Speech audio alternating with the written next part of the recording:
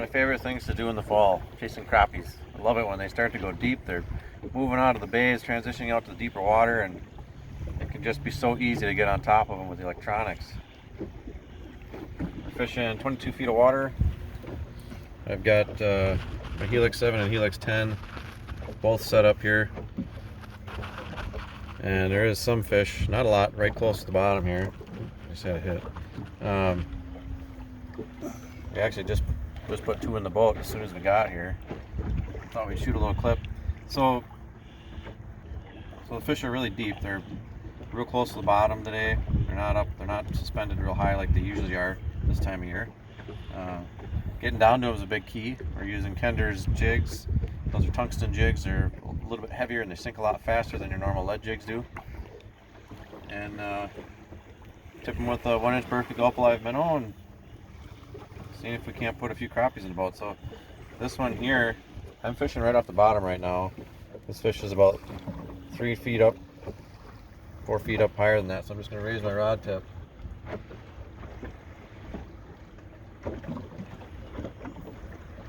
See if I can't get that one to actually come and commit.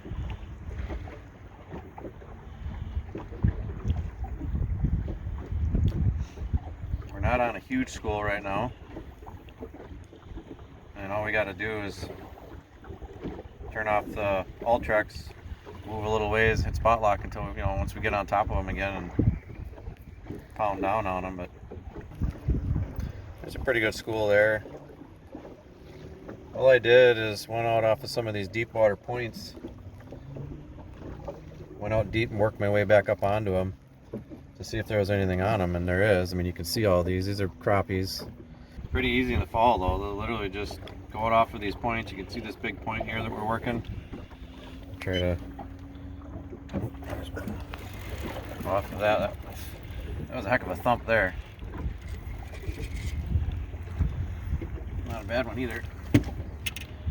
A lot of fun doing this time of year, and the nice thing about it, like today it's not real cold, but on super cold days you really aren't gonna get that cold. You dress for it, sitting down in the seat staring at the electronics. If you've got a spot lock option on the Minn Kota, this is so easy.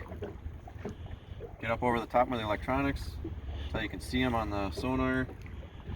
I got one fish here on the Helix 7, nothing on the 10 right now. These fish in the deep water, unless there's an actual crib on the end of the tip of the point or a real heavy structure, those fish are moving. So you constantly gotta move with them. Oh, see that fish just hit me. I watched it come on the sonar. And you can see it kind of bumped up there. That was when I set the hook on and I came up with it about 3 inches and came off. I didn't hit him hard enough. Great time of year to do this though. From another one I just missed. From September, first week of September, all the way till ice up in the Northwoods. Another thing that's great about this is if you're going to be ice fishing these bodies of water, bring your phone with. If you've got avionics, bring yourself a GPS with you. Or if you've got an ice unit like I do on the front of the boat, I got a Helix 5 up front. I can mark my GPS coordinates now, and these fish will be here in the winter. I'd say the biggest key to this kind of fishing is having spot lock. That's literally a game changer. Something to be able to hold you on the spot, literally spot on the spot. You mark the fish on the sonar, hit spot lock, sit on top of them until they move. Turn it off, move a little ways, get back on them again, sit on top of them until they move. It's a lot of fun. When the fish move deep like this, they're usually pretty hungry. You can catch them all day long. It's really rare I come out on these lakes, any lake really. If there's a bunch of fish out in the deep, you're going to be able to get into them. And I haven't used live bait for deep water fishing. For years, pretty much since Gulp Alive products came out, I haven't used minnows in the deep. 1-inch minnows myself, or if you really want to try to up your game, put on a 2-inch minnow. Kind of ensures that the little guys aren't getting you. But I really enjoy catching fish. I don't mind catching little ones in between the big ones. You got to keep in mind when you're doing this kind of fishing, if it's windy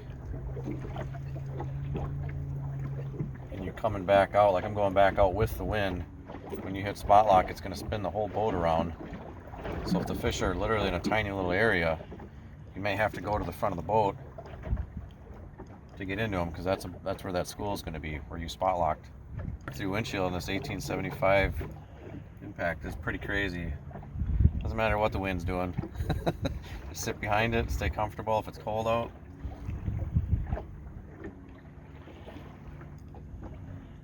And going across rough water keeps me nice and dry.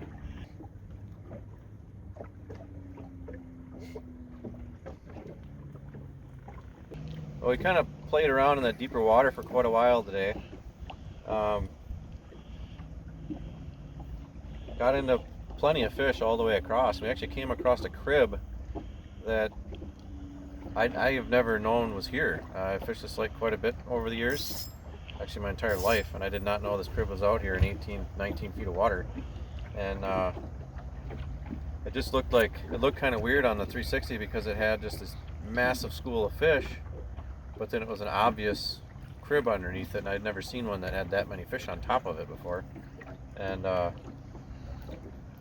pulled up to it on the 360. We're actually sitting almost on top of it. Oh, fish was right under the boat. Almost got him. We're literally fishing right on top of the crib right now. If you're the sonar's here, you can see this is the top of the crib. It's actually tops out at 15 feet, so it's not a real big crib. Not a real tall crib, I should say.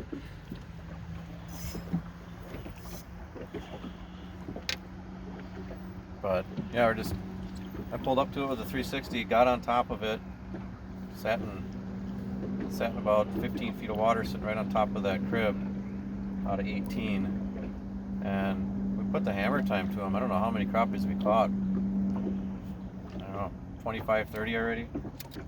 Beauty of having spot lock. Put the Ultrex in, we're moving all over the place out here, hitting on the fish. We caught crappies from 22 feet up to 16 feet today. A lot of these fish are hitting it when I'm jigging it, and as I let off, they're slamming it. That's a nice one. Right off the top of that crib. I'm actually kind of off the back corner of the crib today, but not bad. Getting into some bigger ones over here today. They seem to be much nicer fish closer to the crib than there is out in the deep water. A lot of that is all the schools you're contacting, it's hard to get that jig through the 50, 60 little guys to the two big ones that are in the schools here. Not so much on the crib. Oh, swing and a miss. Punted it right out of the ballpark. Came back, got it. That fish actually had it. After I dropping it down, I hit it.